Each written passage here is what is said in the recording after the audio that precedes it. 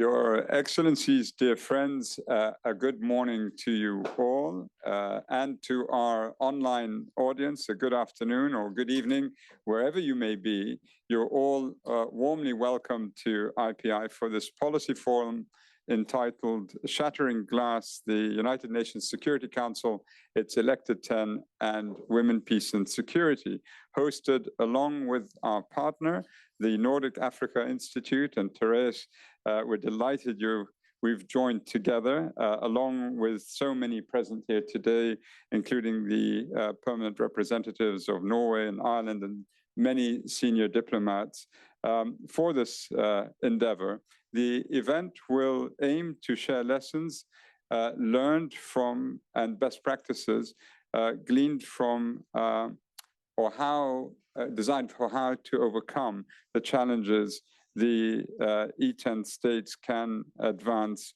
or can the E10 I've got tongue-tied.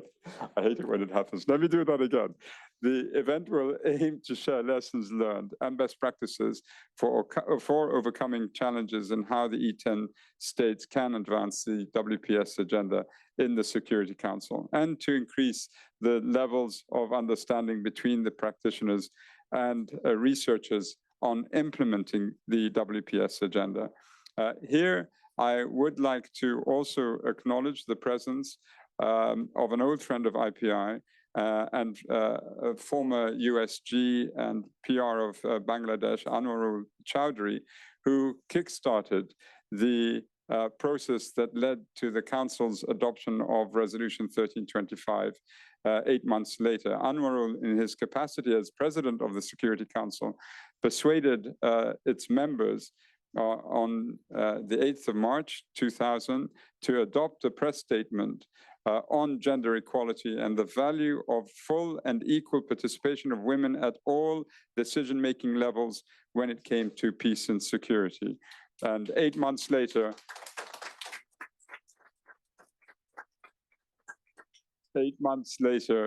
after a lengthy negotiation, we had 1322. So, Anwarul, welcome, and you've heard the reception.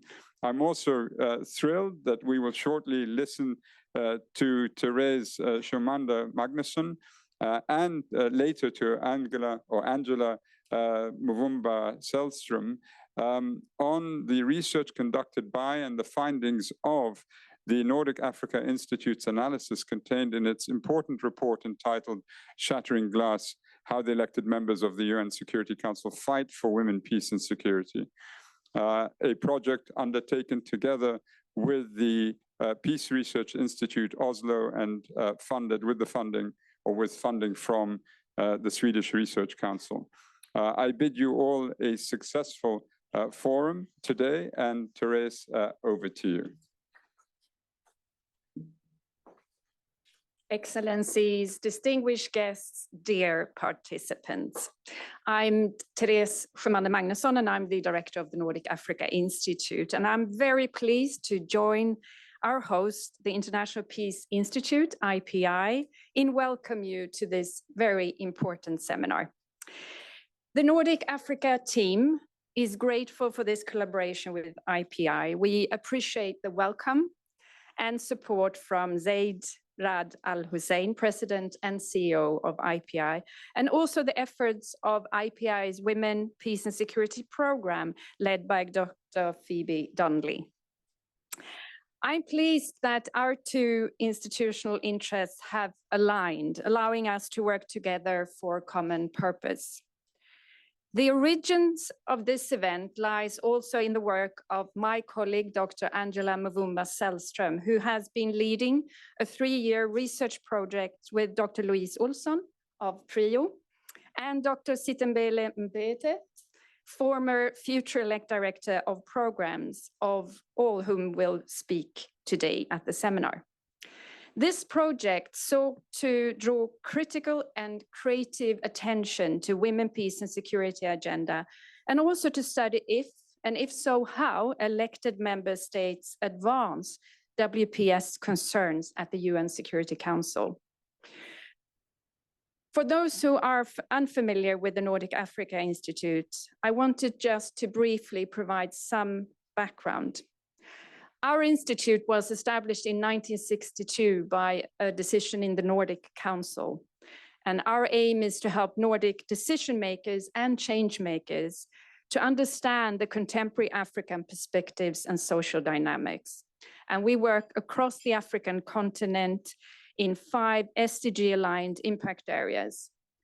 Our fairly small team, we're 33 staff members in all, generate knowledge through research and science communication in about 30+ countries on the African continent. And we have ongoing collaboration with more than 50 academic institutions in Africa.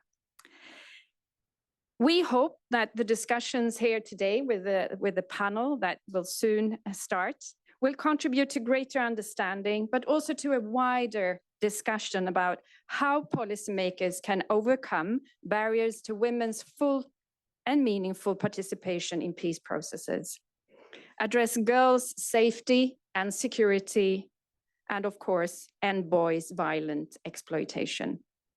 I very much look forward to the knowledge exchange that we will be listening to here today. And once again, a warm welcome. And it is my pleasure to now hand over to Phoebe for the moderation. Thank you. Thank you, Therese. Thank you, Zaid. It's my privilege to welcome you all here today to the panel Shattering Glass, the UN Security Council, its elected 10, and Women, Peace, and Security. My name's Phoebe Donnelly, and I lead the Women, Peace, and Security program here at IPI. I'll begin by sharing a brief introduction for each panelist, posing them an opening question for their remarks. And then once each panelist gives some opening remarks, we'll turn to the floor for question and answer. So please feel free to get your questions ready. We'll be having online participants and audience in the room. So to begin, I'm pleased to welcome Ambassador Bratsted, who is the permanent representative of Norway to the United Nations. Prior to her appointment, Ambassador Bratsted served as Director General for the Department of Multilateral Affairs and the Ministry of Foreign Affairs in Norway from 2018. Ambassador, what do you feel was Norway's biggest achievement in terms of advancing the Women, Peace, and Security agenda during your recent time as an elected member of the Security Council? Did you face any obstacles in trying to advance women, peace, and security on the Security Council, and how did you navigate them? Well, thank you so much. I'll try to do my best to answer some of that. And since you mentioned my past experience, I mean, I come to this having not served at the council as such. I was in the other end of things, giving instructions to my predecessor. So I did follow the issues quite closely, but Fergal here has more hands-on experience than I do. But I want to maybe highlight in headlines 3 main points that I think summarizes a little bit how we worked on women, peace, and security during our 2-year tenure. First of all, of course, we decided to have women, peace, and security as an overall objective in our work. And for us, that meant very concretely that we needed to see how we could mainstream women, peace, and security language into products of the Council. So this is very concrete. This is when you read the resolutions with women, peace, and security lenses. And colleagues, and Anna here is one of them who worked concretely on this, would suggest language in press statements, in mandates, in political missions. And for example, as penholder on the UNAMA mandate, it's a good example of how we worked on that. Then I think a second headline is that we worked hard to support and strengthen the sort of cross-regional support for the WPS agenda. I hope Fergal will say more about this because we took inspiration from work done by Ireland, Mexico, and Kenya together and worked more on that. I'll come back to it. And then I think the third headline is that we gave priority to safe and meaningful participation of women civil society briefers, informal, but also in informal meetings during our 2 years in the council. So those are 3 headlines, and I'll outline a little bit more, and then I'm happy to, when we get to the question answer session. But I want to put it into a little bit of context, because Norway has engaged in peace efforts around the world for 25 years. And in all these efforts, we have a very strong focus on engaging both men and women on the WPS agenda and sort of ensuring that the processes are inclusive. We believe that, and research, I think, shows, and I'm sure someone will tell us, but that women's participation increases the quality and the sustainability of peace processes. So including women is not the nice thing to do, it's the smart thing to do. When women participate, peace lasts longer. But often taking part by women means they become a target. Whenever women speak up, in many places of the world, we risk more than men. Even in Norway, I mean, the comments in social media towards women raising their voices can be vile, to put it that way. And I think women peace builders and human rights defenders probably risk much more than anyone else.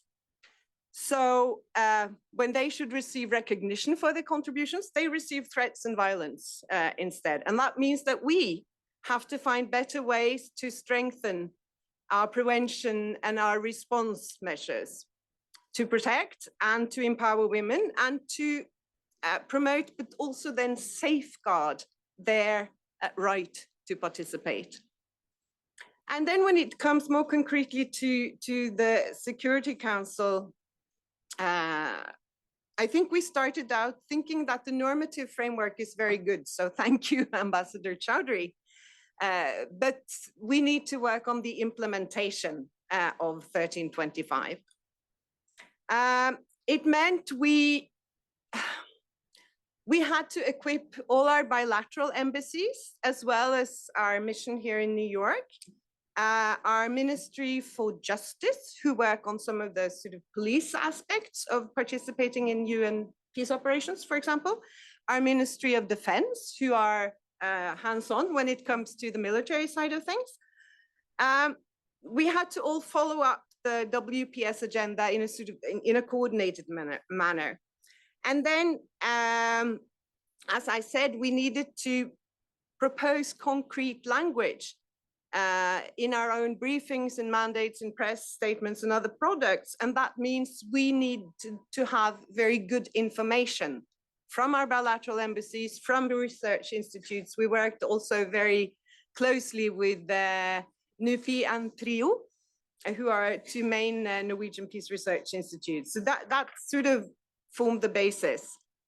And then, as I said, I hope Fergal will speak more about this, because we also built on your initiative together with Mexico and Kenya to prioritize women, peace and security in the presidency months. But in addition, we try to gather support to a so-called joint commitment. And this, it's important so that VPS or WPS on the Security Council's agenda, but also what I was saying, that more women briefers, more women experts are invited to brief the Council, and that we have mechanisms to enhance their safe participation. And we did work quite a lot, and we had also a signature event during we only had 1 presidency, unfortunately. We thought about renaming our country, but it wasn't possible on short notice. Sort of the esteemed Kingdom of Norway would have given us 2. But no, but one theme for our presidency month was, for example, reprisals and how to work on reprisals against women that come to the Security Council to brief formally or informally. And it's a lot of work. And for some of those women that we had contact with and that were invited in, I think we continued to try to protect and shield and work with them for at least 6 months after, so that they would not be in harm's way because of their statement to Security Council members. Yes, I think maybe I'll stop there. More than happy when we get to the questions, and also very happy to listen to the expertise in this room. So thank you. Thank you, Ambassador. It's now my privilege to turn to Ambassador Mythen, who is the permanent representative of Ireland to the United Nations. Prior to his appointment, the ambassador was Director General of Ireland, UK, and Americas Division of the Department of Foreign Affairs, where he has held various posts since 1990. Ambassador, as an initiating member of the presidency trio, which we heard a bit about, what was the impetus for establishing this initiative, and what was the process for doing so? How would you like to see this initiative taken forward by future E10 focused on the women, peace, and security agenda? Thank you. Thank you very much, Phoebe. And just firstly, thank you to IPI, to Zed. I'm a regular attender and contributor here. And you know, the IPI was a huge resource for us preparing for the Security Council, on the Security Council, and we're really pleased to continue this relationship since then. And it's lovely to meet Ambassador Chowdhury. It's to see somebody who was so involved and was there at the creation of 1325, and I hope we've taken forward your initiative with equal commitment. So really great to see you. And also thank you to the Nordic Africa Institute for the research in this space. I think for me, I took over the head of mission PO role in August 2022. So it was kind of a second half substitute for our ambassador, Geraldine Bornason. But that was neither here nor there. For us, the WPS agenda was a golden thread running throughout our entire Security Council term in preparation and then into the 2 years. And it was, I think what drove that was that sense of, I think, maybe a discomfort that, you know, shoehorning WPS issues into 1 week in October was a bit tokenistic. Not that people intended it to be tokenistic, but there's always a danger. It's a bit like International Women's Day. It can become a bit of a hallmark day. And actually you want much more action and implementation and dynamism, and you want to mainstream it. And that's, I think, why we like this very active phrasing of this debate today, shattering glass. It can't just be something we do for a week or a day and then pat ourselves in the back and say, well done, and then go on and come back to it 1 year later. So I think working with Kenya, working with Mexico, and working with Norway, and it's great to see colleagues here from the Norwegian mission with whom we worked so closely, just seeing the importance of mainstreaming into the work of the Security Council day in, day out. And as Maretta says, making really impactful choices in terms of language, briefers, action, so that it never became tokenistic. And I think, you know, we've been encouraged by how many member states on the Security Council have taken up the mantle of WPS in a really dynamic mainstreaming way. So that, I think that was what drove us. That was the golden thread that we wanted to implement. And for us to work with such strong partners and allies, you know, Mexico and Kenya in the first instance, trio, and then passing the baton on to Norway and similarly committed member states was really important. And as always, you want to have that cross-regional approach. You want to have partners from across the globe. And for us, you know, as a WEOG, working with Mexico, working with Kenya, it was really important that this wasn't some kind of Western construct. This wasn't something that we thought appeared in New York or in Brussels or in Dublin or in Oslo, but actually with those values and that commitment was shared and that vision was shared across the globe. Really important. For us, the three of us in that trio, Kenya, Mexico, ourselves, we committed to a number of actions. And again, you used the phrase action, meaningful, impactful, implementation, really important. Briefers was the first. We really saw a gap there where we weren't seeing women civil society briefers coming into the Security Council in a meaningful way, at scale. Again, not just one or two, not just tokenistic. And we really worked hard to do that. In our own presidency, I think we had 16 out of 17 of our civil society briefers were women. So that was really, really important. And we wanted to maintain that benchmark. And I think in some ways COVID assisted us there, because suddenly through technology, through video calls, we're able to bring women briefers in from, not just fly them into New York, but actually have them briefing from the field. And that was really, really important. But there was a downside to that. And you mentioned that, Marietta, the need for safe and meaningful participation. And I'll come back to reprisals in a moment, because the more access there was, the easier it was through technology to have women's civil society briefers, the more we saw the dangers of reprisals, particularly women working from their communities, from their societies, and quite vulnerable. And I think that's a real challenge, is one that we probably haven't fully cracked, but it's one that we have to be very, very mindful of. Secondly, we wanted to make WPS an explicit focus of geographic meetings. For example, we held a dedicated meeting on WPS in Somalia with a briefing from DSG Mohammed following her visit to the country. So really trying to hardwire to focus the agenda of WPS into geographic discussions, geographic meetings. So not just thematic, which is important, but actually really drilling down into what WPS means in specific geographic contexts. Really, really important. We also wanted to see, enhanced, increased, strengthened, substantive gender analysis in briefing from UN briefers, from the UN system, just to raise the awareness. Now, look, we understand the challenges. You're coming in, you're a UN briefer from various departments. You have so many issues to address. You have so many agendas to cover. But we really wanted to hardwire in that awareness of women, peace, and security as an integral part of UN briefing, as an integral part of UN research, focus, problem solving. And I think we always, I think, Geraldine and I, whenever we were asking briefers to come in, we'd meet them beforehand in the UN system and just try and make sure that was on the agenda. So not just in our letters to them, the invitation, but also just in prepping the ground to make sure that the WPS focus was there in presentations. Marietta has mentioned the press stakeouts, and that was really, really important. Again, we did press stakeouts following,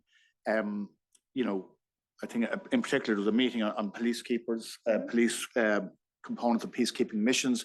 Very, very important. And the final, and I think probably the most challenging element, was ensuring that women were in the room, as the Hamilton song goes, in the room where it happens, in peace processes.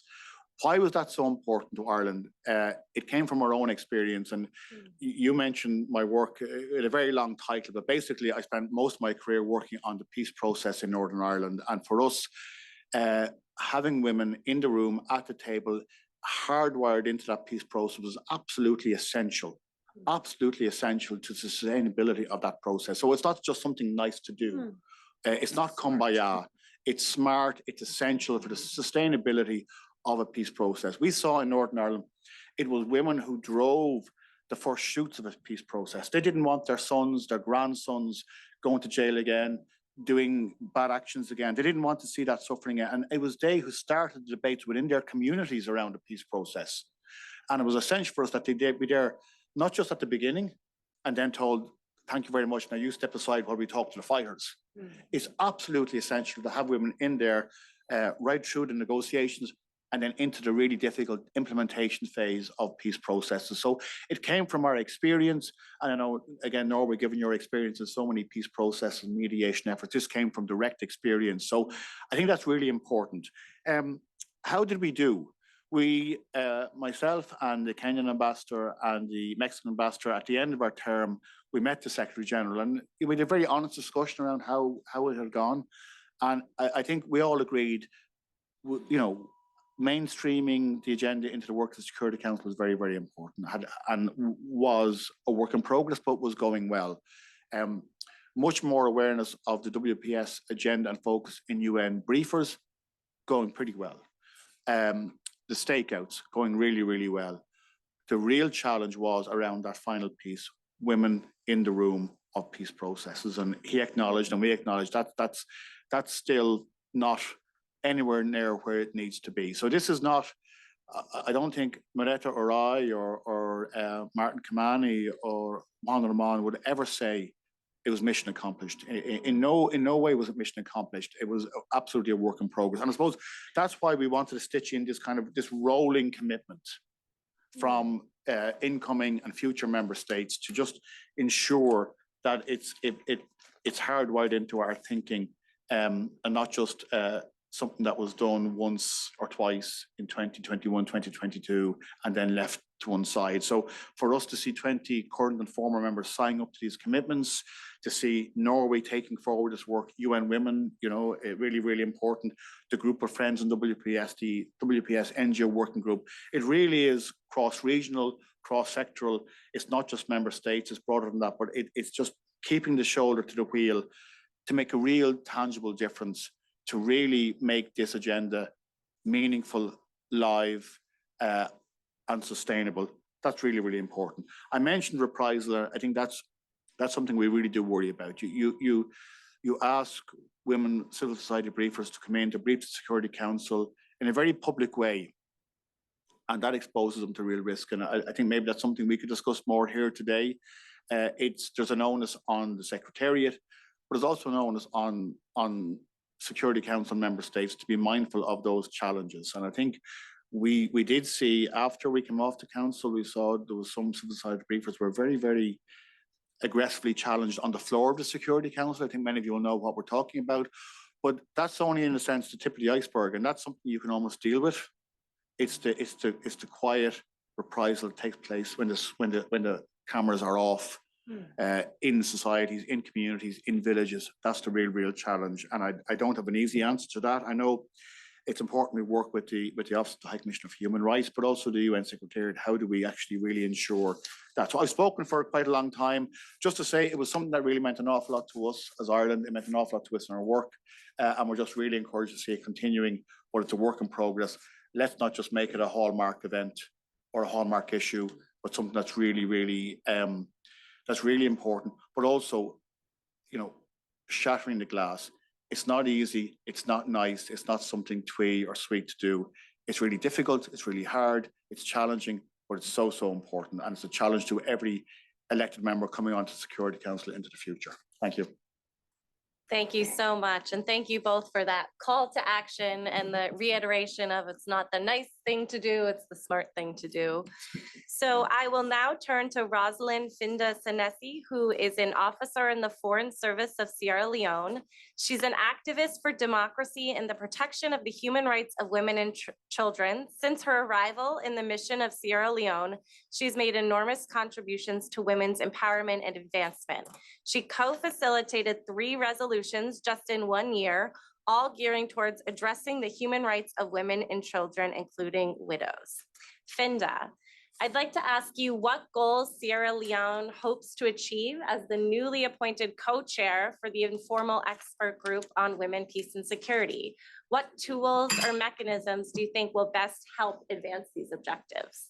Thank you so much, Fiona, for the warm introduction.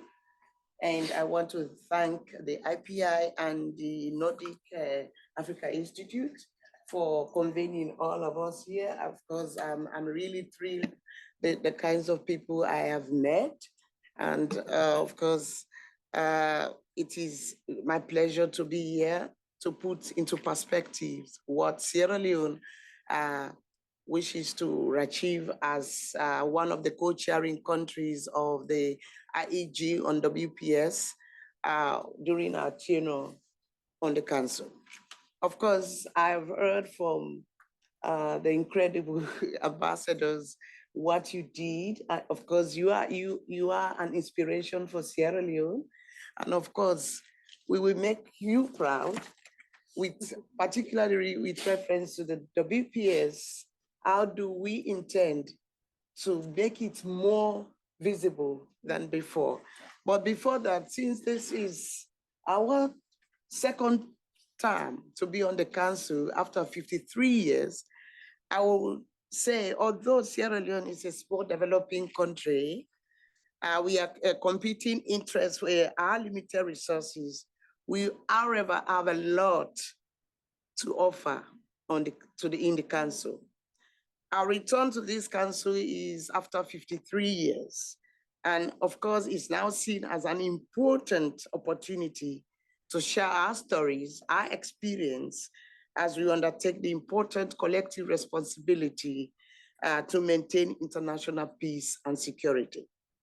First, this is above all a time when multilateralism is facing multiple challenges. We are all aware of that, including lack of trust and even retreat from agreed treaties and conventions. And we are witnessing the recent and impending shutdown of many multilateral instruments and UN missions. The entrenched divisions in the Security Council are deeper than ever, and a generous loss of trust in the whole enterprise. In this context, we hope that our presence in the Security Council will be a reminder that Sierra Leone benefited from a partnership with the UN, with the largest peacekeeping mission in our country, accompanying our peace process, transitional justice, and so many other tools that the international community and the Security Council can put in place to achieve peace, seek peace in conflict situations. Second, at a time of backlash against feminist gains and feminist demands, a time of democratic backsliding and authoritarians fanning the flames of misogyny, our experience as a country should matter for something. Our country has experienced firsthand the atrocities committed against women and girls in war, has embraced the promise of women's empowerment and gender equality. We have said the only path to prosperity and stability in any country is to embrace gender equality and women's empowerment. Recent changes in our legislation, however, has produced a significant increase in women's political participation and access to finance, employment opportunities, and equal pay. For starters, thanks to the new 30% quota for women in appointed and elective positions in government, women in Sierra Leone now account for more than 30% of our parliament and presidential cabinet, more than doubling the percentage in the previous elections. We also expect to reap the benefits of new legislations that mandate a minimum of 30% representation of women in local land use committees and gives women equal rights to land as everyone else. Third, this cause is very important for Sierra Leonean women and myself. I carry the physical scars of protesting for democracy. Sierra Leonean women fought hard and sacrificed it all for these changes. Like women peace builders everywhere, their activism is relentless, even if when it is barely supported, recognized, or rewarded. I know that the women in the front lines do not want any good rhetoric. They want action. They want accountability. They want change. Only if we remain focused on those three things, we'll be honoring our commitments to the agenda and the women peace builders helping our world become a better place.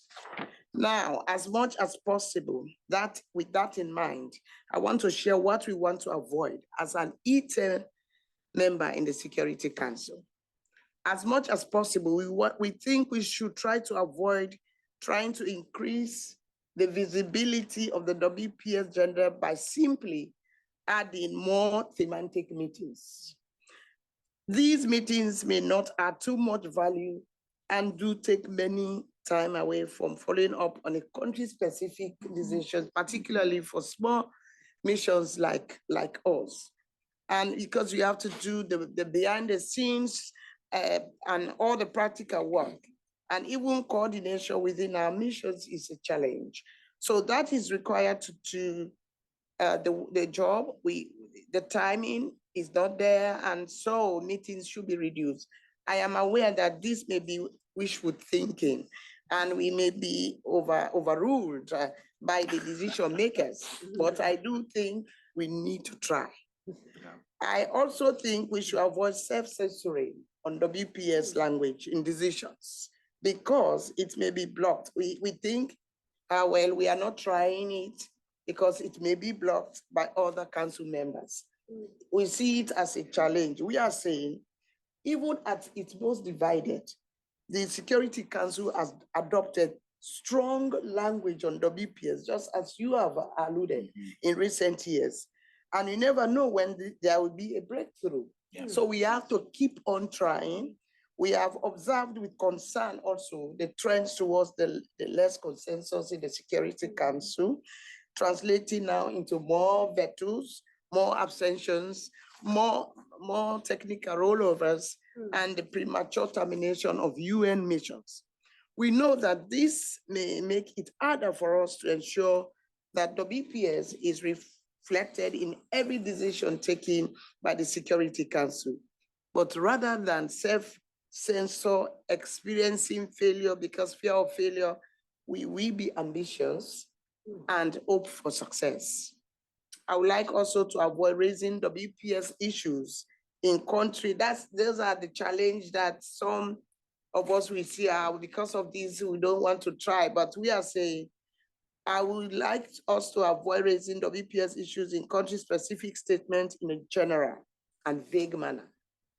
You will often hear most of the elected members, and sometimes all of them, calling for the inclusion of women and youth, but these general statements are very easy to ignore. You don't just say, put something affecting women, and we have to be specific and clear and decisive what we want to see. The WPS language that affects women and girls should be clear, not just put youth and women. We don't want to see that. So these are some of the things we would like to avoid if we could get agreement across the board. And now, these are the things we would like to do instead. As the first African country to co-chair the IEG, we want to ensure that there is a better link between the African Union and WPS actors in the regional context and have a positive impact in the A3+ positions and statements in the Security Council. I would like our ambassadors in the E10 to ask specifically how many women are participating in the peace talks or political negotiations that are mentioned in the Security Council. Even if to ask a UN briefer to respond in writing after a meeting or in their next briefing.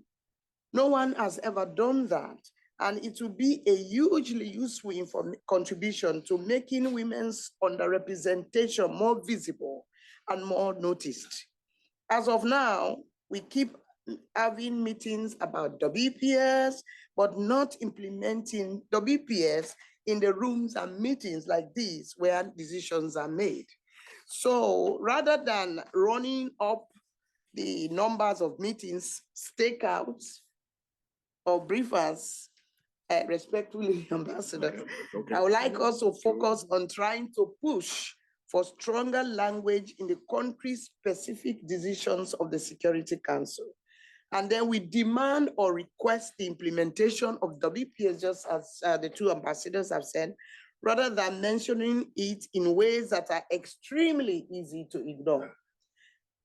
And if these stronger languages are blocked, what do? I would like us to follow up on the language the Security Council has already agreed on before, and that often goes unimplemented and quickly forgotten as well.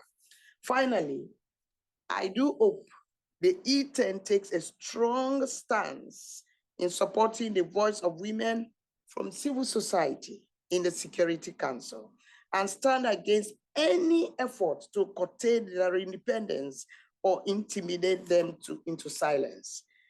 We believe that they are part of this agenda, and so their voices must be heard. It is clear that the Security Council needs to hear their voices, as I said, and or else it will not get the full picture because they are on the ground. After all, this agenda was born from many women activists, and many of them from our own continent, Africa, and elevated to this platform called WPS on Security Council, thanks to their courage. I thank you. Thank you.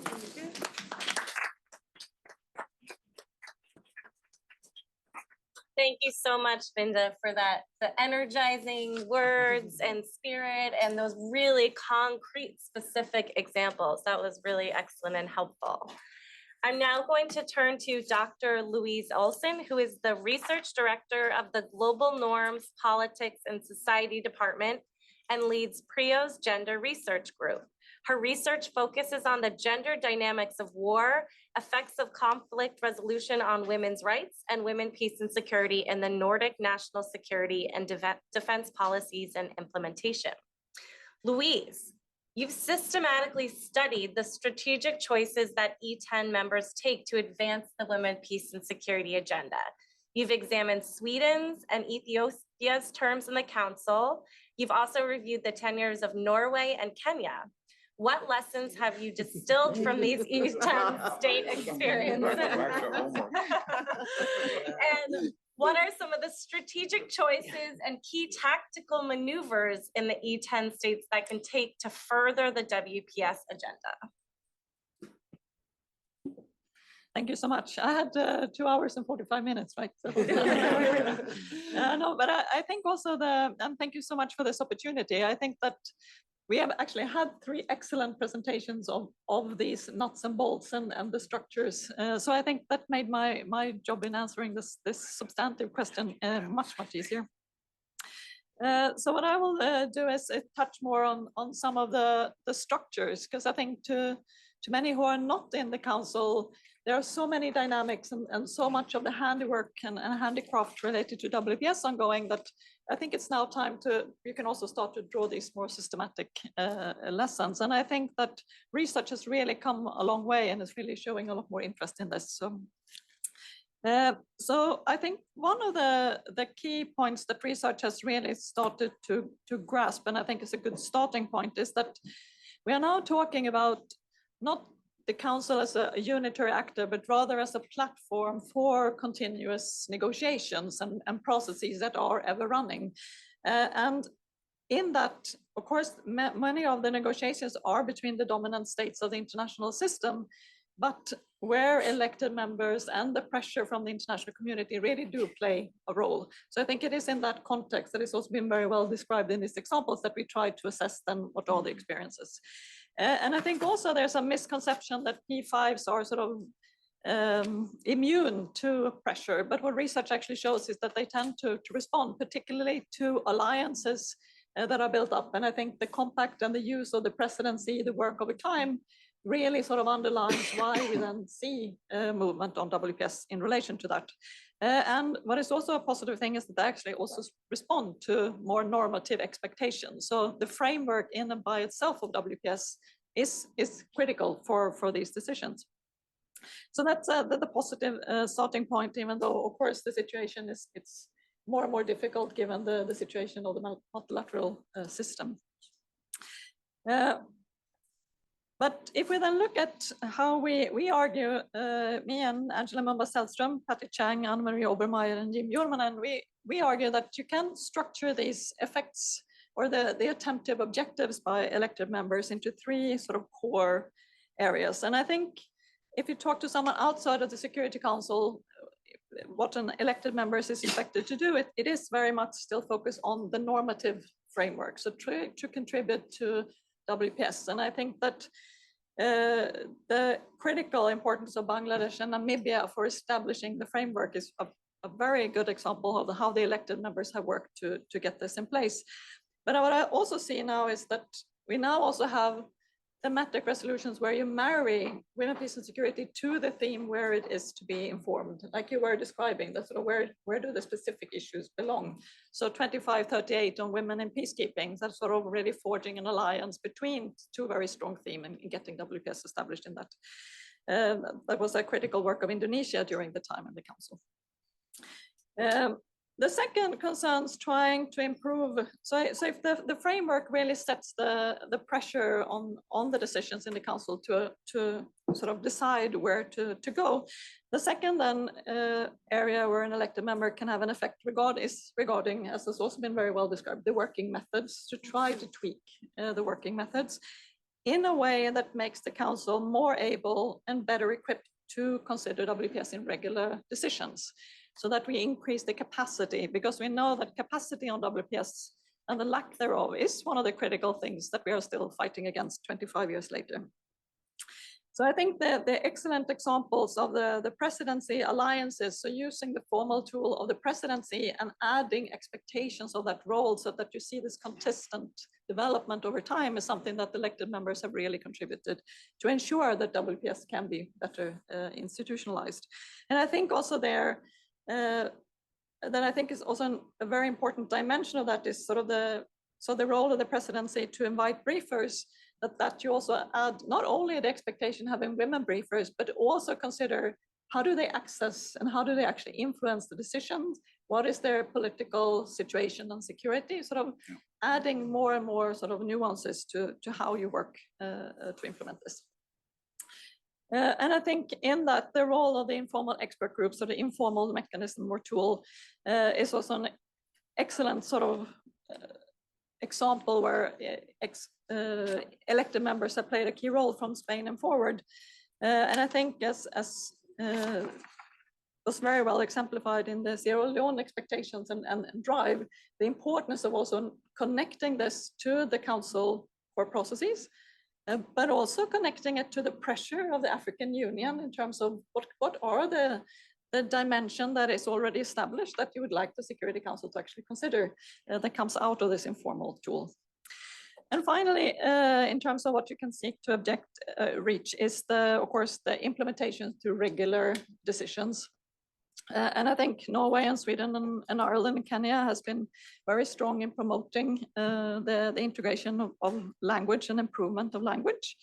And I think what is also encouraging is that we see this thinking of how do we increase the implementability of the language so that you can actually reach this effect on the ground in terms of the relevance. Does it actually speak to ongoing critical aspects on the ground?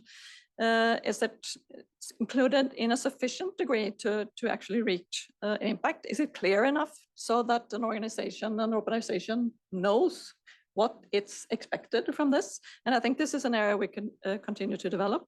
And last but not least, of course, is a single priority. Is this not just mentioned, as you were very correctly saying, or is it actually signaling that this is something the Security Council wants to see done? Because of course we have to see this in a competition between resources and other decisions.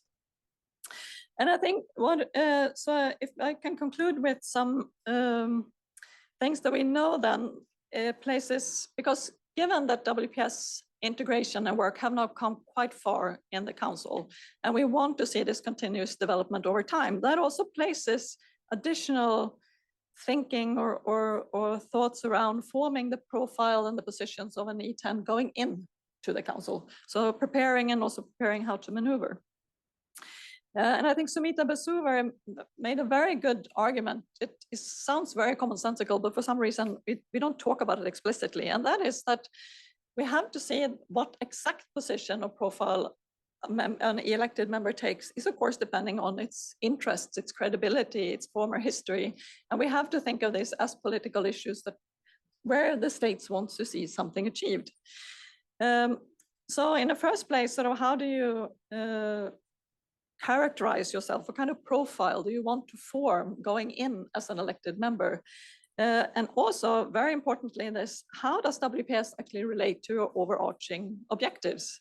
Is it placed in relation to what you want to achieve overall, or is it placed a bit on the side, and how do you build up the credibility and the push?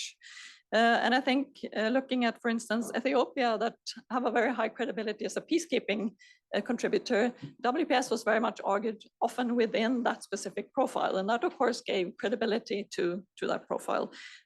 For Kenya, Norway, and what was very well described, the fact that, and also for Ireland, of course, women in peace processes, that combines the history and the credibility with tools. So you come in not only with some suggestion for language, but you also get the push for your own background. The second thing is that, and this is where the resource demands come in. If it's so that we now are going to promote this in context-specific situations, that means that a country need to form WPEX positions in relation to a lot of issues on the agenda, almost all items on the agenda. That's very resource demanding.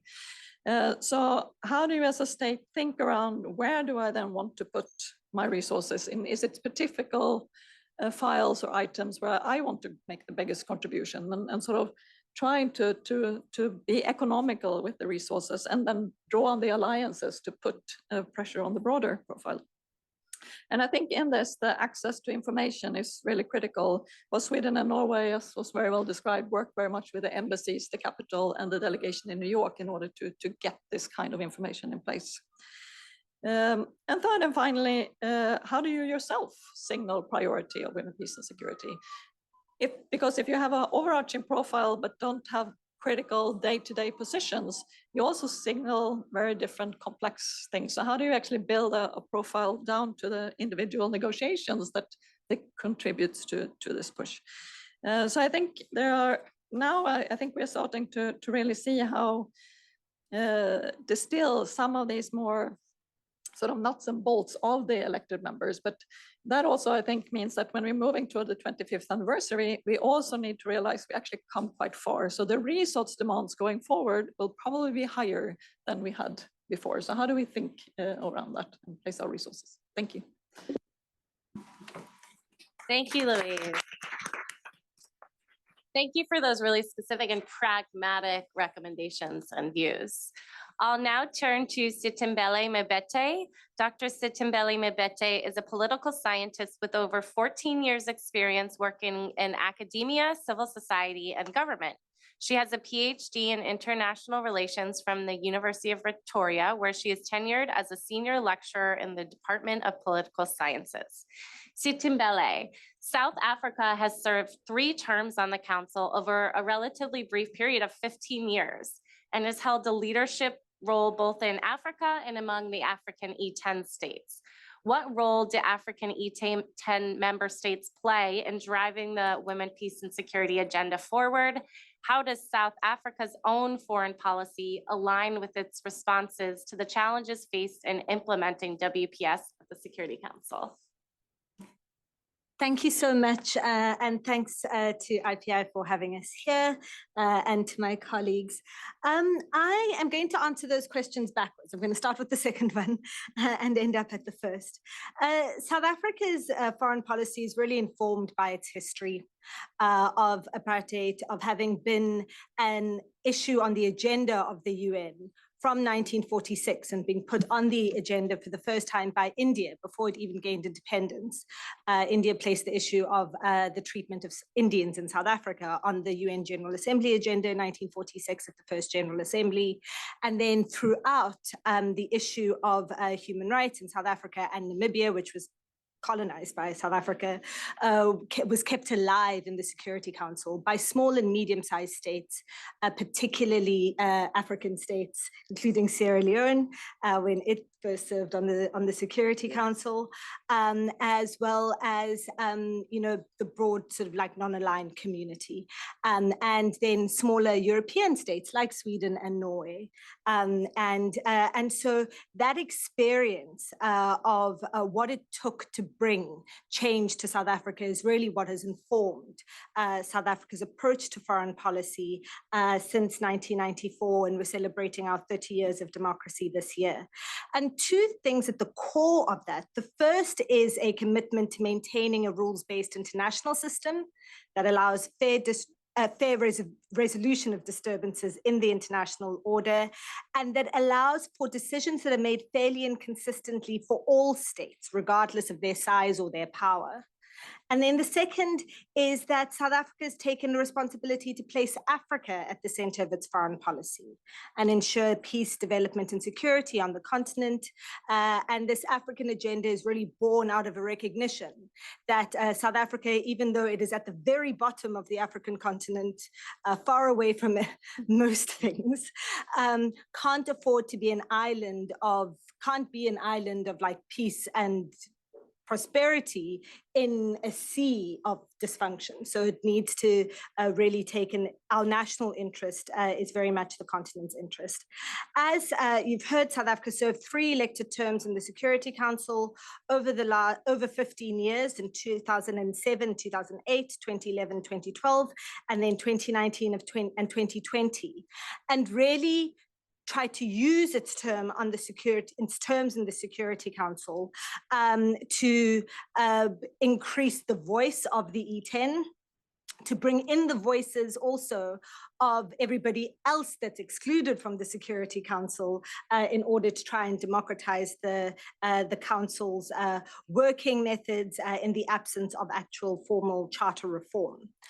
South Africa's view on WPS, which became then a big issue over all 3 terms, was informed by its own democratic transition and the role of women in the creation of a democratic South Africa.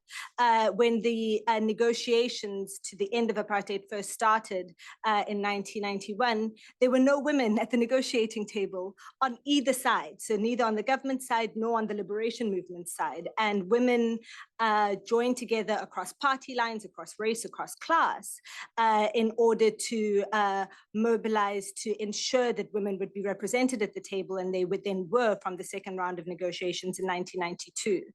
And that also then informed the elevating of women's rights in our constitution, and ensuring that gender mainstreaming would be an ethos of the government. I'm going to speak on 2 things. The first is just look at the highlights from each of the 3 terms of how South Africa tried to operationalize its commitment to WPS.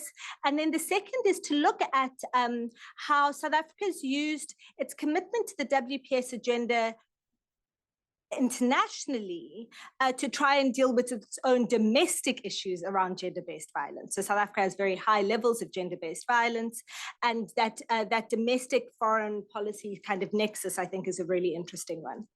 So to the point that has been made, I think, several times here, when South Africa first joined the Security Council in 2007, its first meeting, it made sure that during its presidency of the council in March of 2007, that the first meeting that it held was on WPS.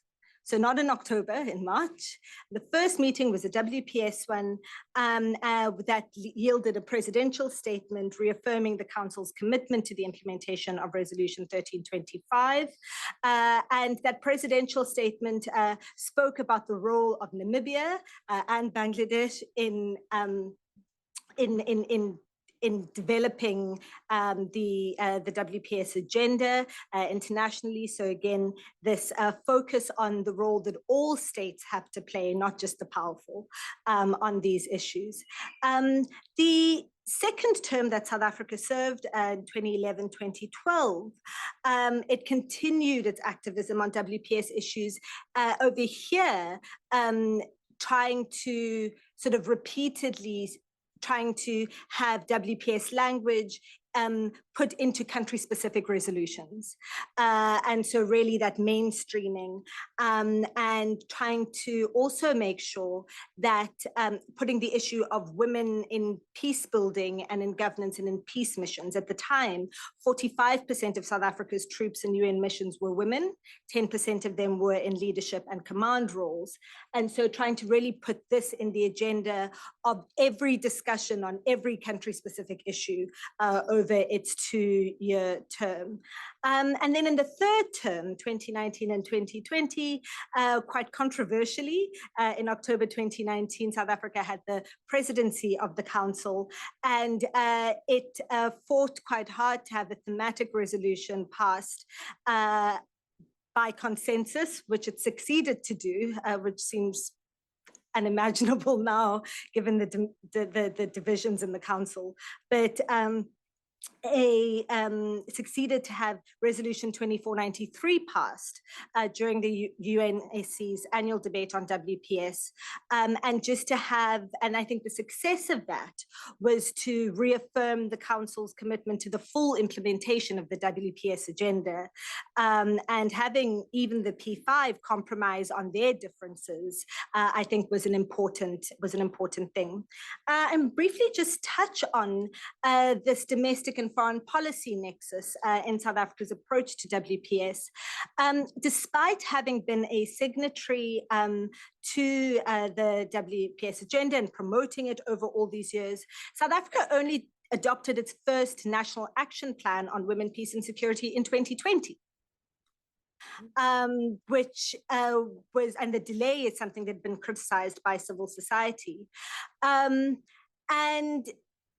But what was good about it is that that plan is this unique kind of amalgamation of foreign and domestic policy imperatives. The development of the plan involved many civil society organizations and different departments and ministries within the state to try to deal with gender-based violence, which is a huge crisis in the country. It's one of our worst domestic crises. And the idea was that, well, what we're preaching on the international stage, how do we take those lessons to implement them in how we try to deal with the problems that we face internally? And so what the National Action Plan has around kind of sensitization and work with the police, with Department of Justice, with different other state institutions, is basically taking the lessons that South Africa has taken from the international record on this and trying to apply them internally and domestically. So having peace forums that include men and women around the issues of gender-based violence, particularly looking at the staffing of our police service and other agencies, and really trying to deal with the issue of gender-based violence holistically and domestically in a similar way to how South Africa advocates for these issues on the international stage. And look, it's 4 years in now of the implementation of the National Action Plan, but it's been really interesting to see how it's brought these two, the domestic and the foreign policy issues together. Then a final remark on the African member states' view on WPS, which I think our dear colleague from Sierra Leone has spoken to extensively. I think that South Africa's approach, though, and I think it's a continent-wide approach, is that the synergy between the UN and the AU is really important, and the collaboration between the UN Security Council and the AU Peace and Security Council on these issues. And since the kind of formalization of the A3+ as a caucus of the Security Council that really works to put forward African perspectives and African views on these issues, I think there's been a real development over time of a coordination in African efforts on WPS that I think is really impressive and is something worth learning from for other regions as well. Thank you.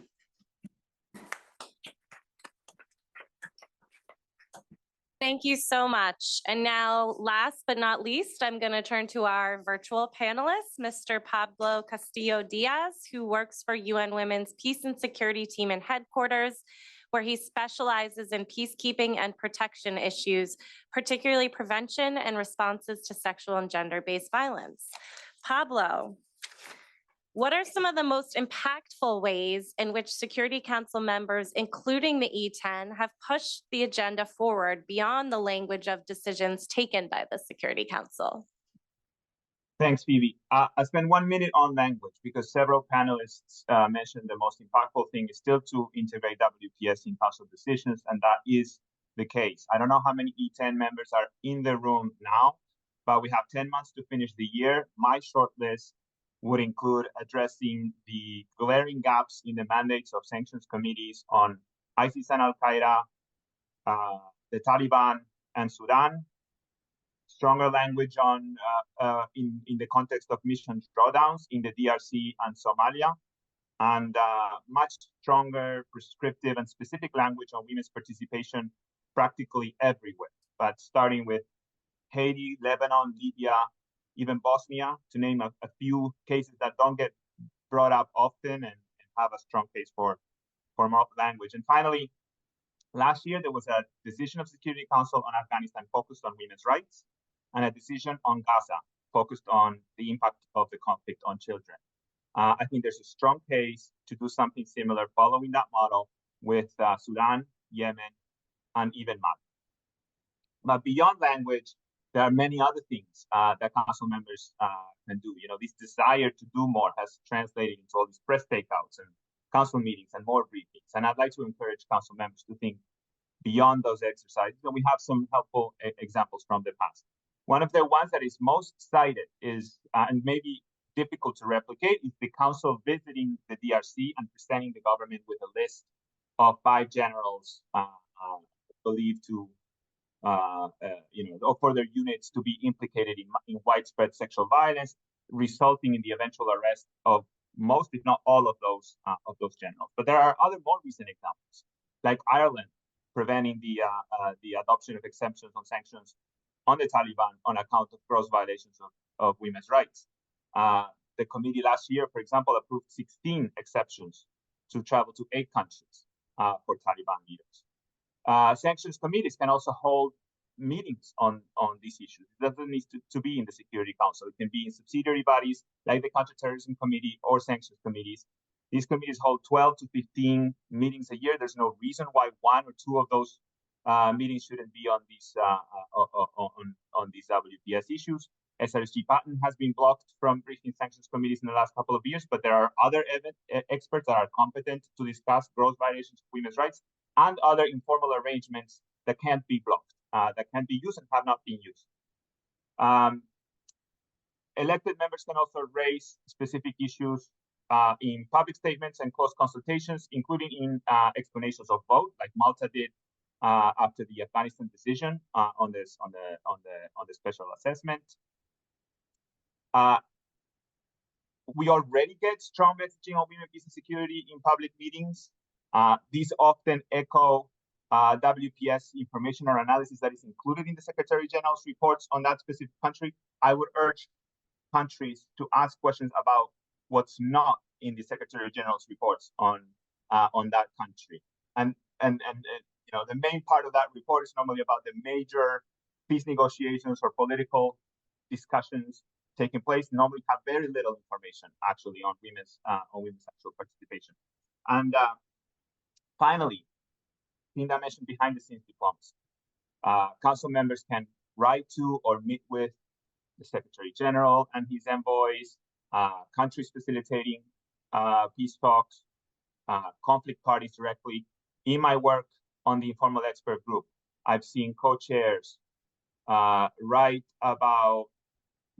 to facilitators in the Syria context ahead of the formation of the Constitutional Committee. Write to the Secretary General after a strategic review seemed to downgrade the gender advisory capacity in the mission in Central Africa. Write to conflict parties in Yemen to remind them of the council language and the 30% and their obligations. Write to the government of Colombia ahead of the ENN talks, and more recently, write to the Secretary General on Afghanistan ahead of the appointment of the Special Envoy and the Doha meeting. That kind of diplomacy is much needed, much welcome, and it is exactly where all the significant information they're getting through the IEG, through the briefings of civil society should be put to use. Thank you. Thank you so much, Pablo, and thank you for coming in with that really clear wish list or demand list. I'm now going to turn to our audience for some questions, and I'll be keeping an eye if the online audience has any questions or interventions. Does anyone want to take the floor? Yes, we'll take a few and then turn back to the panel. Hi, Lawrence Moss, New York City Bar Association. I'd be grateful for the panel's comments on the relationship between the WPS agenda and so-called feminist foreign policies. Is there anything distinctive about the E10 members that proclaim to have feminist foreign policies? I think in recent years that was Mexico and Germany, as well as permanent member France, and their contributions on the issue. 3 of the states represented on the panel, despite clearly being leaders in WPS, haven't self-proclaimed having feminist foreign policies. Why not? What is the importance and relevance of feminist foreign policy to the WPS agenda? Great, thank you. A question we're thinking about at IPI too, so I appreciate that question. We'll take a few more and then turn back to the panel. Yes, here. Hi, Nina Lahoud, former UN staff and Diplomats Without Borders. Thanks, it was very concrete suggestions made. I wanted to ask 2 things. This is the 10th year that the informal expert group has been working. We know, those of us who were working on it when it was created, that it was a controversial thing even to get it up and running. Is there any thought to revisiting the terms of reference and the modus operandi of that group to perhaps rethink, is it meeting at the right level? Or is the expert level not being as impactful on those that are attending the meetings, et cetera? And a second mechanism I wanted to raise is, would you consider the modality of mission visits that the council takes every year as a valuable tool to really connect with women on the ground, and for the council to witness firsthand the grave gender issues that arise in a country context? I was lucky enough to accompany South Africa when it led the mission to Timor-Leste in the middle of the crisis in 2008, and they again had a very impactful visit in 2012. And I can't say enough how much I think their own experience in going through the process they did, how they connected with the local stakeholders. I had never seen the rapport I saw and the impact and the understanding of gender in a real conflict context, that they knew what it meant. So I wanted to ask those 2 questions because they deal with modalities and procedures. And I really wonder if the IEG is really making the bang that it potentially could if it was more greatly empowered to rethink its modus operandi and the input it provides. Thank you. Thank you. And then maybe one more question from the floor before we turn it back. Yeah. Thank you. My name is Lorena Villavicencio. I just have a quick question regarding the cooperation and the work that you do with the ministers of defense, specifically not only about women in peacekeeping operations, but also in terms of the training and equipment that we have from a gender perspective. It's not only bring the women to the table, but also consider their necessities and especially the gender-based cases that we can have in there. Great, thank you. Wonderful questions that give a lot of food for thought. I think we'll start going down the line this way. Ambassador Maiten. Thank you very much. Yeah, feminist foreign policy. We haven't, in Ireland, said we have a feminist foreign policy. We haven't labeled it as such. Gender equality is hardwired into our foreign policy. It's hardwired into our development policy. It's hardwired into our government policy, but we haven't put a label on it. And I think there are different views as whether it's wise to put labels, and sometimes in some countries you see, one government comes in and says we have a feminist foreign policy and the next government doesn't say that. Does that mean it doesn't have a feminist foreign policy? So I think in Ireland, we don't want to get into labels. What we want to do is ensure that, the gender equality, the gender perspective is hardwired into domestic policy, is hardwired into our foreign policy and our development policy. But, I think those countries that have declared a feminist foreign policy can maybe answer that issue better. but even though we haven't named it, it's very, very important. It's a very, very important part of our foreign policy. Mission visits, I think that's a really important point. Our expert working group, I think, led the first WPS visit to Lebanon. Is that right? Fiona Broderick, our colleague, led that visit. And I think that's been replicated to a visit to South Sudan in recent times. Now, they're specifically with a focus on WPS, but I actually agree. It comes back to this point around mainstreaming. So having that perspective in Security Council missions visits at PR level is really, really important. And I couldn't agree more with you. I think that's really, really important. The last question, I didn't quite get some ministers of defence, but I think I do think there are challenges in ensuring that women are at the table and in the room, and it's not just saying it. It should be a good thing. You have to make it happen, and you have to really work hard to ensure that perspective is there. But I think that's a question I might hand over to those where ministers of defence are more actively involved in their foreign policy. Ours aren't. It's very much a foreign ministry driven process. So just to I think I want to take the opportunity to come back to some of the points that Finda and our previous speakers made. I think for me, hearing you talk about action, not rhetoric, is really important. Really, really important. I think we all struggle in the UN system. We're not bad at words. We can create resolutions. We can spend all day and all night doing that. It's driving action through those words is the real challenge. And I think I've been really encouraged to hear, Sierra Leone as a current member of the Security Council driving that forward. And also I think the emphasis, and I think Pablo spoke about this, as you did as well, Finda and other speakers, hardwiring WPS into geographic mandates, country-specific mandates. That's really, really important. So it's not that it's in a separate track, WPS as WPS thematic, but actually what does it mean in a mission mandate, a special political mission mandate, a special, a peacekeeping mandate? What does it mean on the ground in Somalia, Lebanon, South Sudan, elsewhere? That's the real challenge. Thank you. Okay. Thank you. I'll start with the Ministry of Defence one. As for Ireland, foreign policy is centered in the Ministry of Foreign Affairs, but what's it called? The National Action Plan on Women, Peace and Security is a whole of government action plan. I have been involved in making the two last ones on the Norwegian side, so that's over a period of 6 years, I think. And it's really, I think in the last one, we had 7 different line ministries coordinating and presenting this plan. So it's really sort of integrated also in the work that other ministries do. And for our Ministry of Defense, when they work with peace operations, for example, the WPS agenda is very much present in their minds, to put it that way.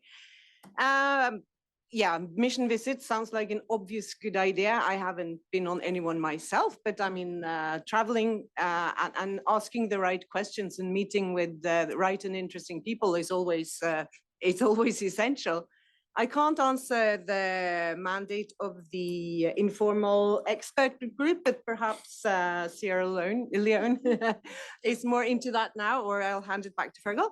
And then I really wanted to dig into the feminist foreign policy because if it helps a country to label its foreign policy feminist and thereby means that they really integrate gender perspectives in their foreign and development policies, that's fine. Like Ireland, we have never done that. And we have had 2 women foreign ministers who chose not to label themselves as feminist foreign ministers. And I think I'm going to sound like I'm brag, but we did walk a bit of that talk before someone found that label. And to give you a very Scandinavian perspective on it, the one who came up with the label was the Swedish foreign minister. So therefore, it cannot be Norwegian foreign policy. Yeah. So yeah, maybe I just come back on the working group format, that informal working group. It worked very well for us. We had very, very good partners. I mentioned Kenya and Mexico. So at that time, it worked very well, and we didn't have any issues with it. We felt it was very important, very useful vehicle. But it would be interesting to hear current members speak about that and just see, is it evolving? Is it fit for purpose into the future? Thank you. Thank you so much. And thank you, participants, for asking us these very valuable questions. And of course, I will start with the one on IEG. Of course, Sierra Leone is always postured to bring about positive impacts. No matter what, we always impact in the AU, in the United Nations, even in the General Assembly, not to talk about when we are now on the council. Sierra Leone is there working based on our pledges, and we are very serious about it. We have put WPS as one of our topmost priorities.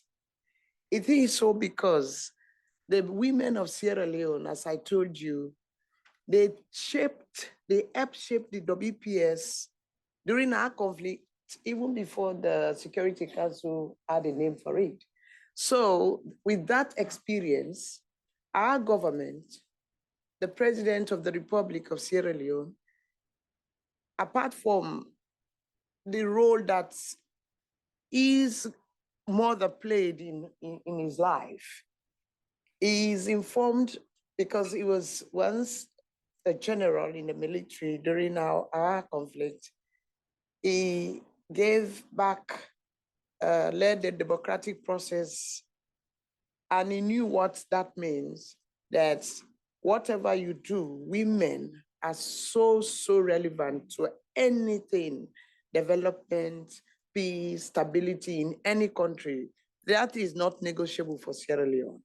And so on co-chairing IEG is divine intervention, because we are so passionate, and now we are here, and we looked at the mandate, and during the retreat, we came up to see with those emerging issues and precarious situations. When you look at Sudan, you look at Yemen, you look at Haiti, you look at DRC, it is so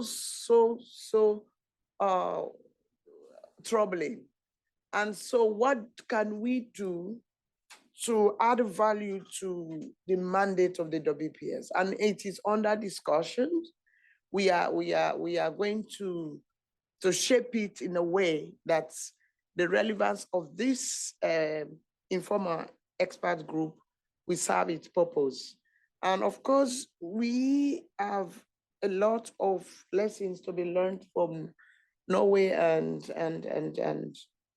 Ireland, because they have demonstrated unwavering commitment to this WPS. We have learned a lot, and we are pushing this. Rest assured that before we go off the council, at least a memorable memory of Sierra Leone will be recorded. And if I come to the feminist foreign policy, we don't need to call it feminist foreign policy, because of course we are all fighting for gender equality, women and men. We cannot call a foreign policy feminist, although some will say it's a positive discrimination.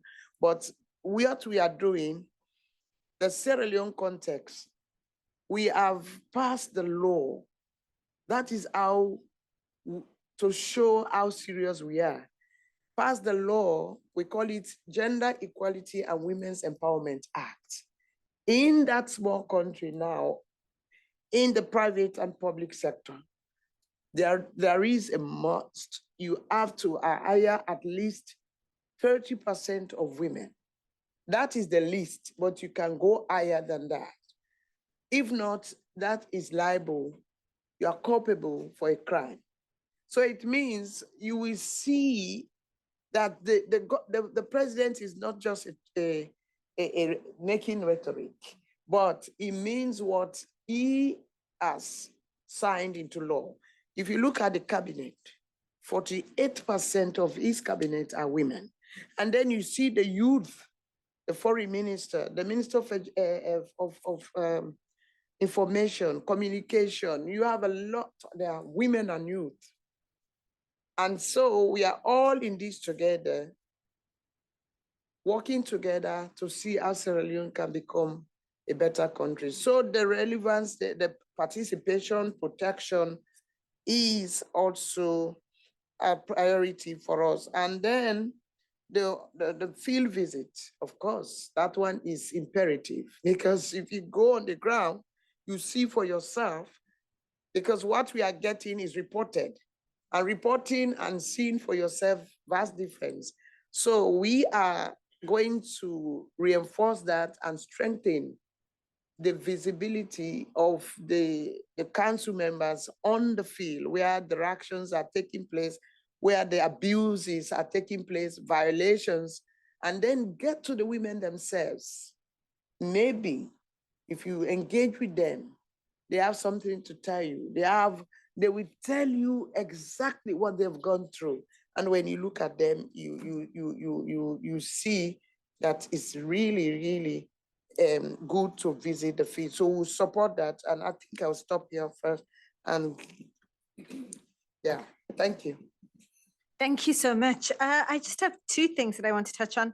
On the feminist foreign policy, and interesting, South Africa doesn't call its foreign policy a feminist one, but the idea of mainstreaming kind of gender has been really important.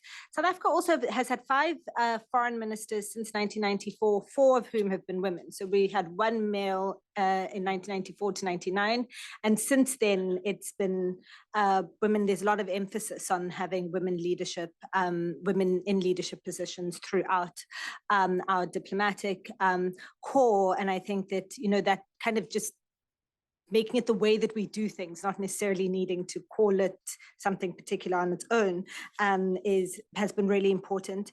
I also want to make a comment on the mission visits and how the WPS, or the implementation of the WPS agenda, links to a bigger question on UN Security Council reform, where it looks unlikely that we're going to have any formal process anytime soon. So these informal shifts and changes in working methods become really, really important. And the role of the E10 in that over time, I think, is particularly important. So including those visits, right? So South Africa insisted in its first term of the Security Council that E10 members must be able to lead visits also, and to go to see how things were happening on the ground, because an important part of South Africa's lessons from its own experience is that the solutions to conflict must be led by the people involved in the conflict, that it can't be dictated from New York or Addis if it's going to be meaningful or sustainable.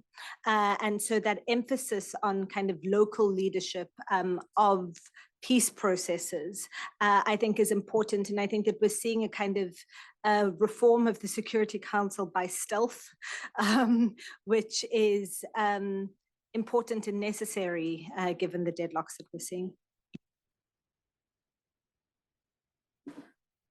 Thank you. Yes, I think I'll try to aggregate up all these 4 questions, because I think they do speak to an important core point, and I think that was very well underlined by the Irish ambassador in terms of, is the decisions we are making on how to promote WPS, is it actually affecting the core processes and the core decisions? So is it clear in the objectives that WPS aspects are to be part of this process, and is it clear in the outcome, in the terms that we actually follow up that those were clear? And in order to get that, I think research really underlines that we need to continue to build capacity, and we have to dedicate resources.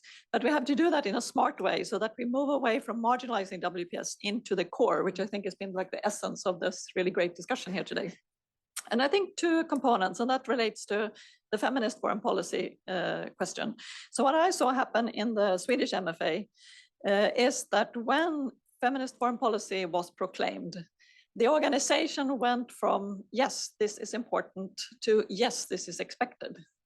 right? So the capacity building of the MSA was very, very quick in terms of standardizing it, making it concrete. What is expected from this particular language? Well, it's this particular kind of task or outcome. So the organization learned very quickly by this increased political will. And I think the critical word here is political will. So that has to then, of course, be adapted to the specific context. The other is then related to capacity building, and particularly relating to the MOD. Because I think the military side, the defense side is lagging behind here in terms of operationalizing this more concretely still. So what I've seen in the Swedish example is that, so they have dedicated and now had training for all from OF, so the higher leadership level down to the middle leadership level, very concretely for a year with coaches and seminars. What does it mean for you to reinforce WPS and gender equality in your work as a leader? So not your gender specialist, not someone else. What is it that you are expected to do? And the response has been very positive because the will is there, but the capacity and the time has not often been there. So this sort of, how do we use these tools very effectively? And I think now is the time at the 25th anniversary in terms of how do we then try to assess what are the most effective tools and what leads us to the outcomes that we actually want? Thank you. Thank you. And my dear friend Pablo has said he does not need to intervene because he does not want to keep anyone from lunch, but he has offered to kind of reach out bilaterally to speak on the questions. So maybe I see a hand from Ambassador Chowdhury, so maybe he can provide some remarks, and then I will turn to Angela to close us off. Can we get a microphone? Oh, we're coming.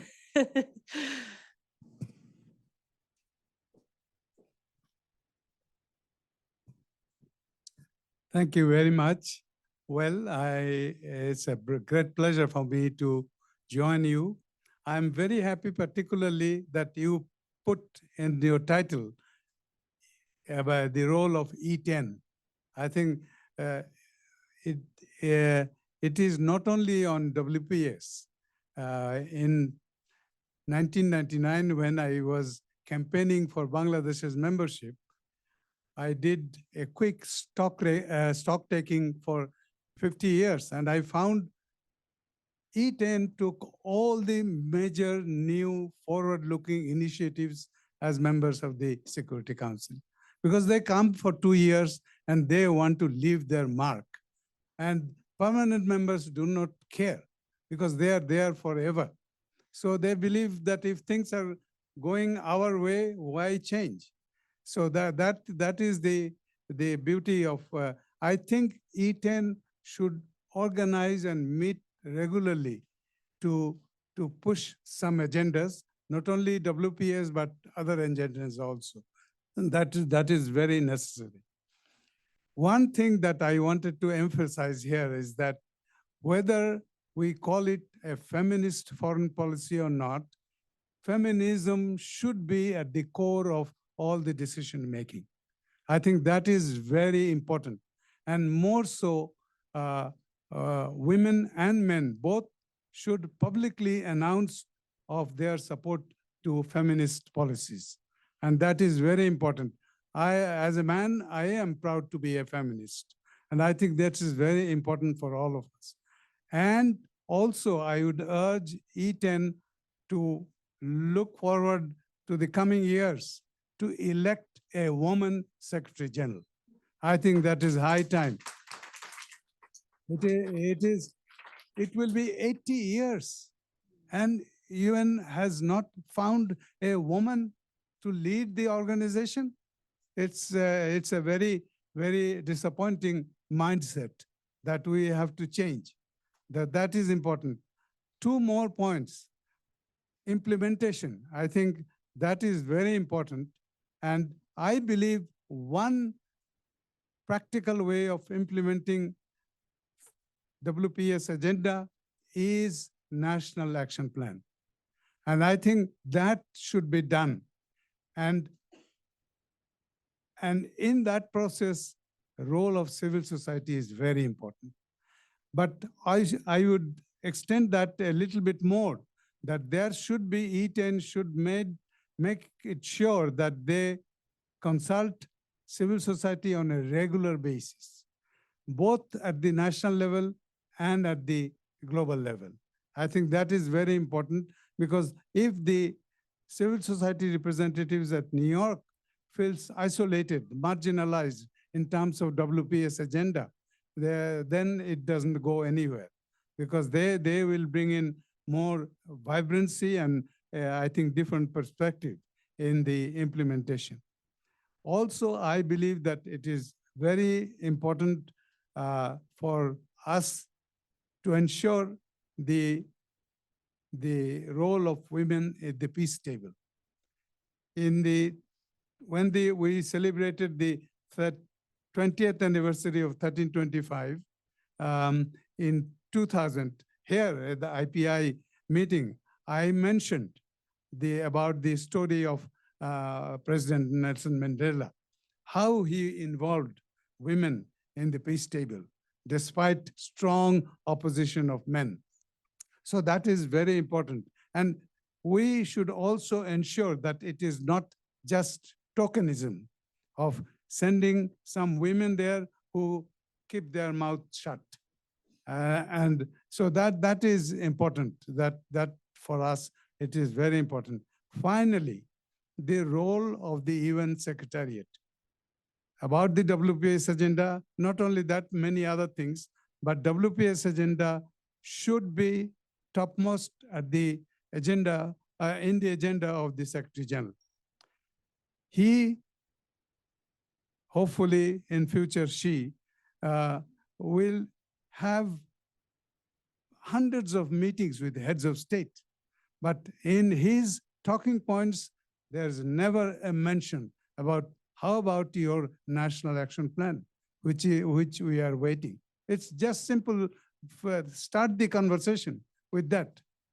And that we have found that we have also failed to get a letter from the Secretary General to the resident coordinators at the country level to work with the countries to give them support to prepare their national plan. And that letter is going around in the UN Women, DESA, and Secretary General's Executive Office. And it is just bureaucracy working on that. Nothing is happening. And so that is very important. And also, UN Women should put 1325 WPS agenda at the core of their work. That is very necessary. 1325 has opened the door for women's equality of participation at all decision-making levels. So that is very important, and it is the mandate of UN Women to promote that. So I would believe that, and also senior management in the UN Secretariat is yet to internalize the WPS agenda. And that's very unfortunate. Thank you. Thank you so much. I'll now turn to close us off, and then after Angela concludes, we'll invite you to continue to discuss these issues at a networking lunch. So I'll turn to our closing remarks from Angela Movumba Selstrom, Senior Researcher, Nordic Africa Institute. I won't keep you from lunch for very long. I understand I don't have that luxury. I just wanted to say a few words of, first I wanted to say a big thank you to IPI for organizing this event and for bringing us all together. It's really a privilege for the Nordic Africa Institute to come from Uppsala, birthplace of, or hometown of Dag Hammarskjöld, and to come here and actually be embedded and involved and engaged with the UN community through IPI. And so thank you, Phoebe. Thank you so, so much, and to your team and colleagues.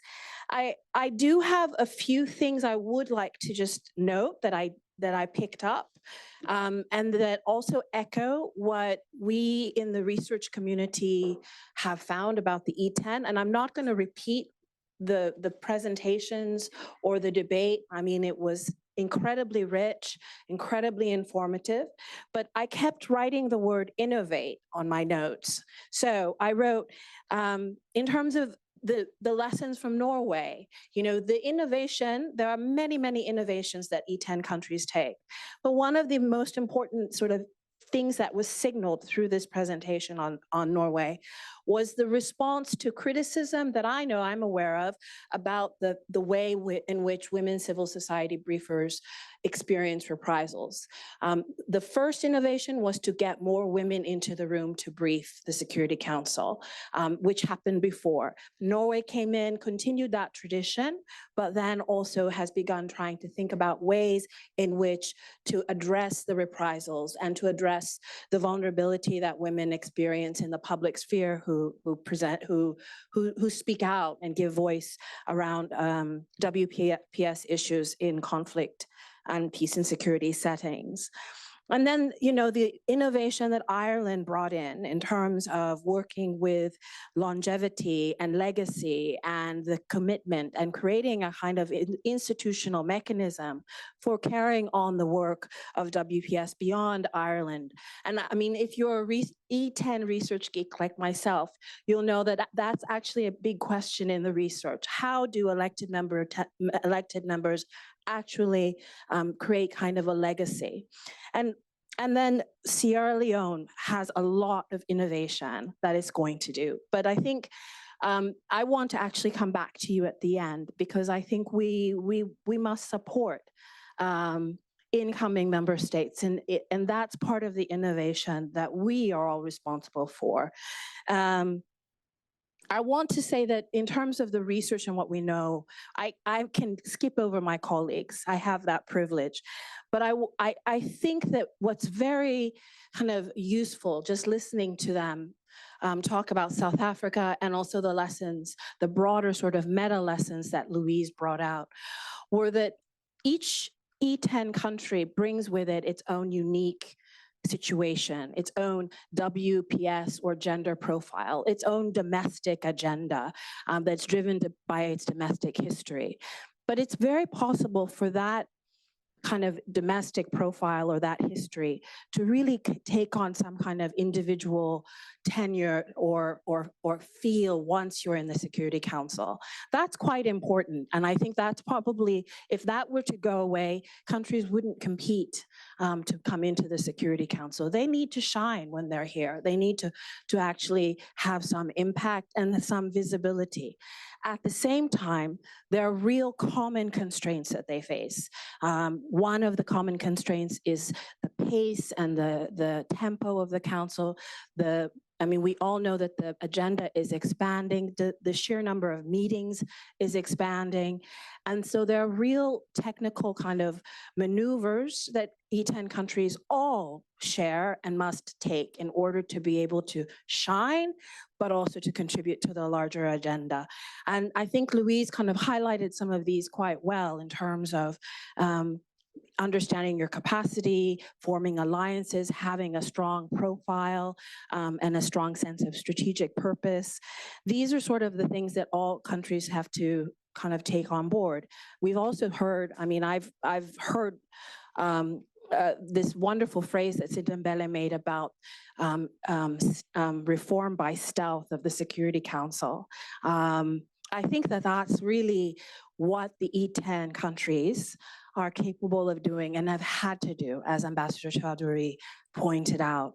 This ability to innovate is not by choice. It's partly a byproduct of a system that is unequal in terms of representation and power. And it's fascinating to see how the less powerful overcome their smallness, overcome their constraints, and actually are able to move this organization ahead step by step, incrementally.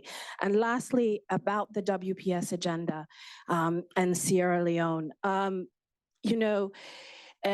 it's the image that you gave us about the things to avoid and the things to actually that Sierra Leone will take action on, quite stunning in terms of imagining the empty chairs of women who are not represented in peace processes, that you are going to try to make us remember and not shy away from remembering that these chairs are empty and that women need to be brought into the room, not just because it's nice or it's impactful. I think that there have been a lot of countries that have felt compelled to have to make this argument of efficacy and efficiency, but also because it's the right thing to do.